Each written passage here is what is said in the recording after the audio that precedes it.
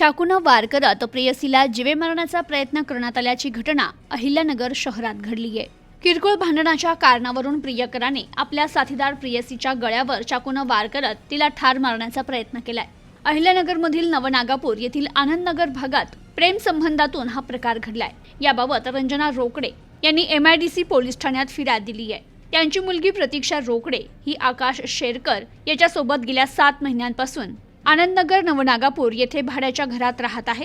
हे दोघे प्रेम संबंधात असून लवकरच विवाह करण्याचं ठरवत होते, मात्र घरगुती कारणावरून दोघांमध्ये वारंवार वाद होत होते। प्रतीक्षा ही सकाळी 11 वाजता आपल्या आईला फोन करून रडत्या स्वरात सांगते की आकाश सोबत किरकोळ वाद झाला आणि त्यानं रागाच्या भरात चाकूनं तिच्या गळ्यावर वार करून तो घरातून निघून गेलाय।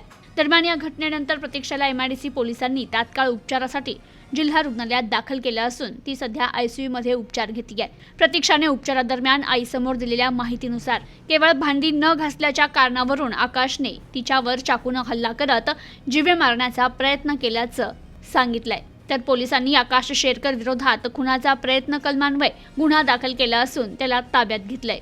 Bureau report, news today 24, Ahilyanagar.